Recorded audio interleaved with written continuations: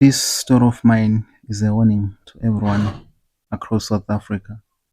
Be very aware. I once saved one of these bosses. He has cats which hatch eggs and they are producing snakes so that people can feed from those eggs through the snakes. Please be warned. If you see snakes in a packet made of Hello viewers, welcome once again to another educative show of African Confessions HD right here on Extraordinary Africa. In this show we share lifetime confessions. Usually we publish anonymously for their own safety reasons. We have this must watch confession of an ex-servant or a servant of this evil man who is saying his boss is selling eggs hatched by cats. I don't know how far true is this, but this is what is happening now. The evil one, where they are. So I grew up in an orphanage, a place where kids without families live. I never knew my real family, but I had friends and caretakers there, and life was as perfect. One day, a man came to the orphanage. He said he was looking for a child to take because he and his wife didn't have children. At first, he seemed like a kind person. I thought I was being rescued from the orphanage and would finally have a family of my own.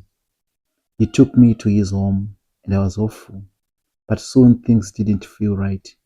He put me to work every day, cleaning and helping around the house and his shops. There was no pay, no schooling, no real care. I started to feel like I wasn't part of this family. I was just a worker for him, and I didn't understand why he took me in if he wasn't going to treat me like his own. My boss had shops in Johannesburg, Pretoria, Cape Town, and Durban, where he sold various items. I noticed something strange. There were always eggs in his shops, cakes with eggs, goods with egg ingredients, and even strange items made from maize that looked like snakes. I thought it was odd, but I kept quiet. I was too scared to ask questions. One day I discovered something that made my skin crawl. I found a hidden room in his house. I wasn't supposed to go in there, but curiosity got the better of me. Inside, I saw something I still can't forget. Cats hatching eggs. It was bizarre and terrifying. I didn't understand how that was even possible. The sight left me shaken, and I didn't know what it meant. After that day, things only got worse. His wife and his children died suddenly, both at the same time. He looked at me with such anger and blamed me for their death. He said it was my fault, though I had no idea why.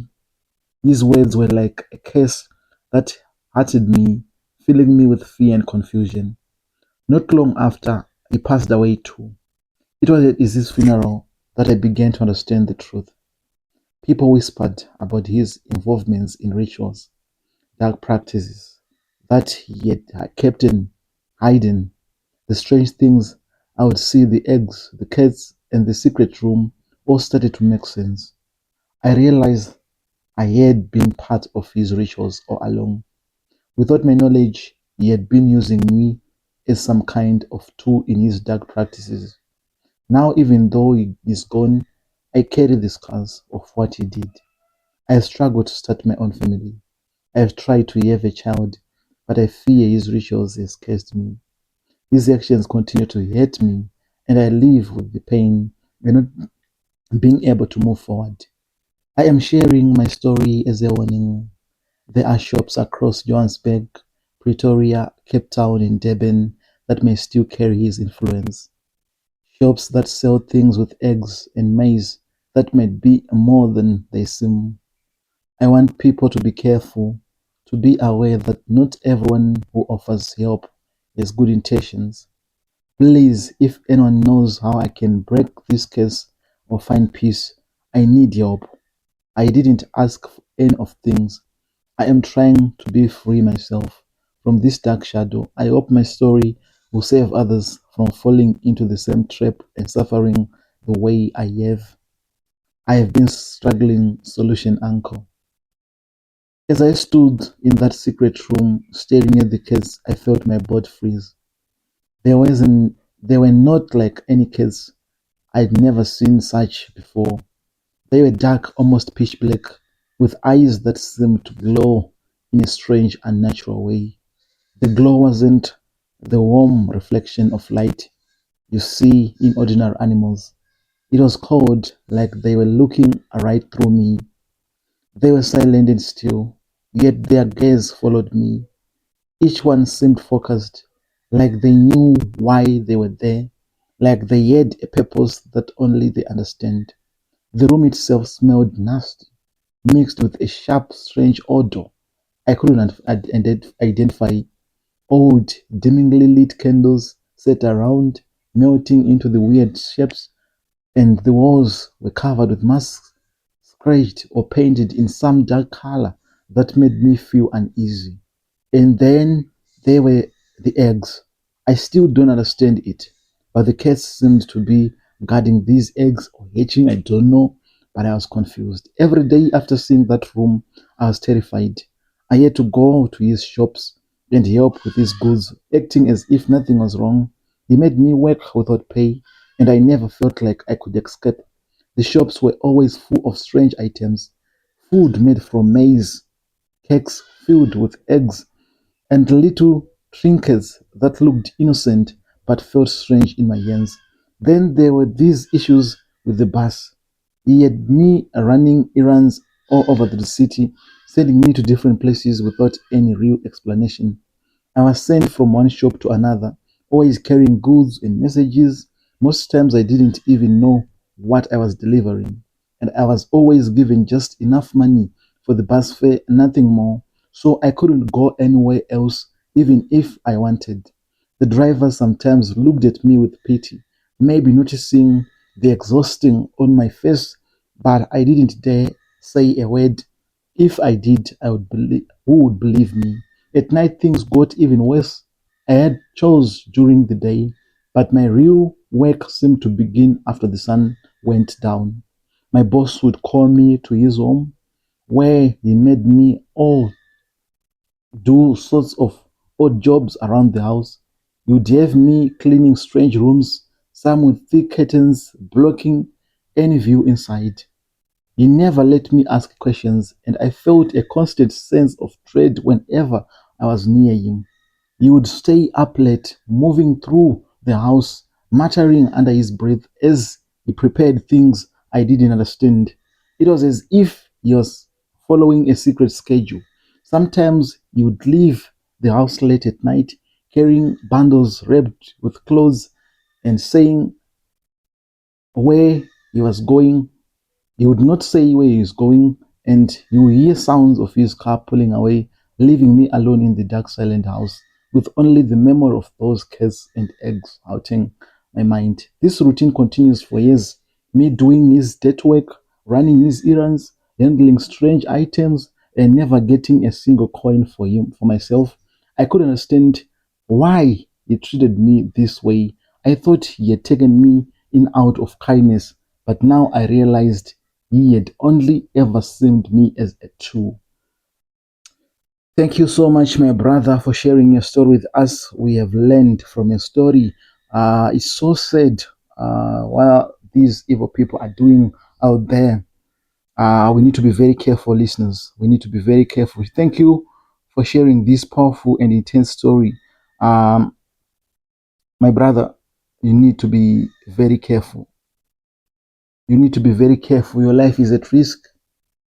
I don't want to lie. I don't want to lie. You need to know the Bible. This is the first important thing you need to do. After knowing the Bible, go and find a good church. Why did I say you need to know the Bible first?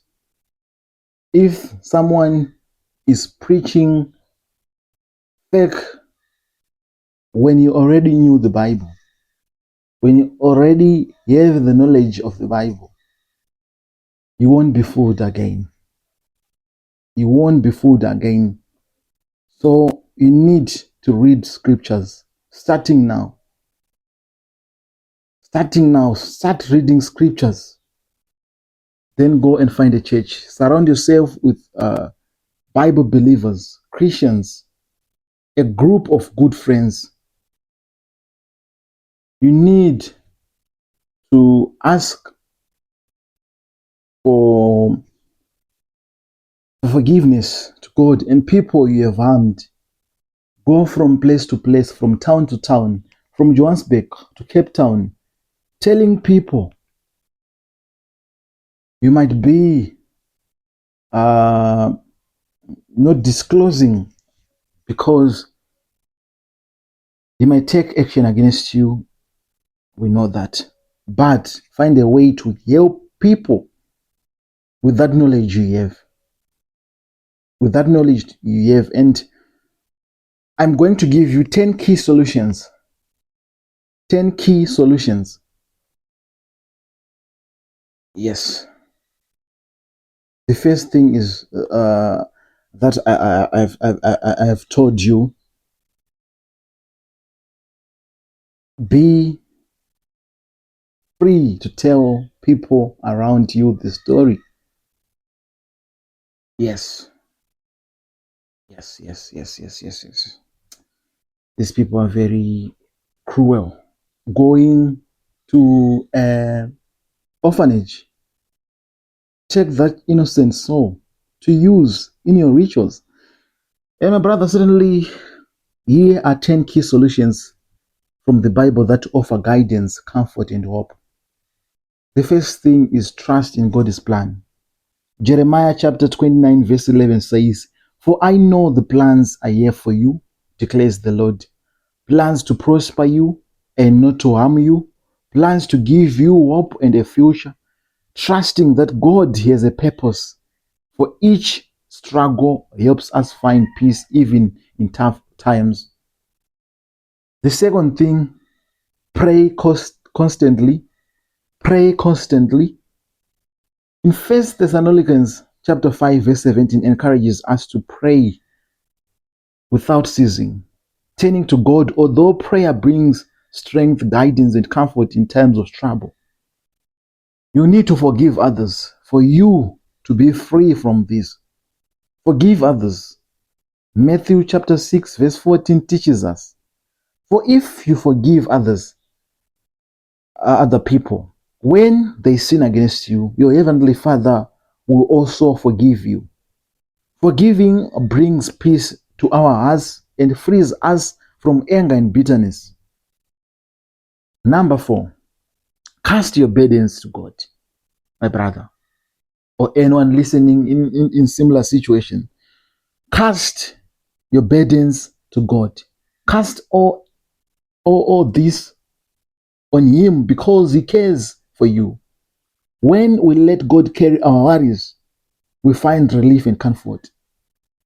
The fifth important thing you need to do is to seek God's wisdom. Seek God's wisdom. James chapter 1 verse 5 advises, "If any of you lacks wisdom, you should ask God, who gives generously to all without finding fault." God's wisdom can guide us through life's changes and choices. Number 6, live with faith, not fear. Timothy chapter 1 verse 7 says, "For God has not given us a spirit of fear, but of power and of love and of a sound mind." Believing in God's power gives us courage to face anything. Rely on God's strength. That is number 7.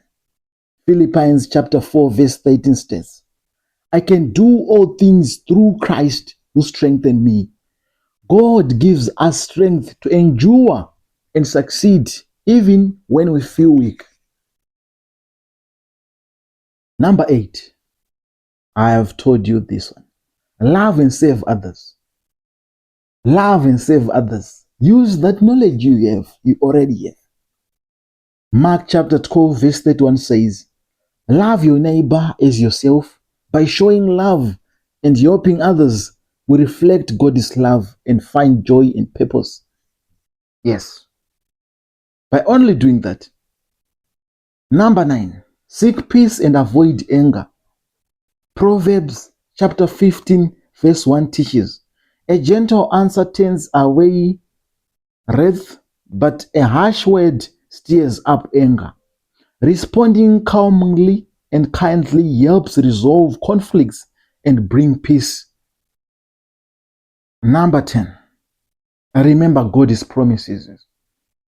Romans chapter 8, verse 28 reminds us, as we know that in all things God works for the good of those who love Him.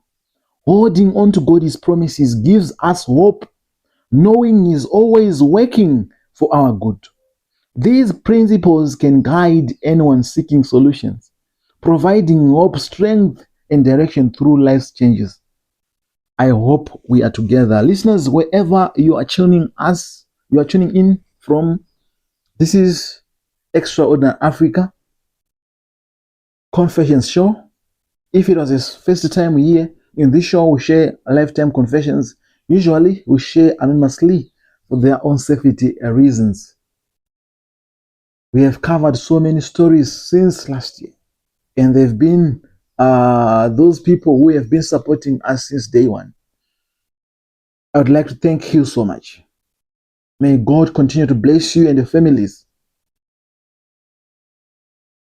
Listeners, I think I need to remind you this.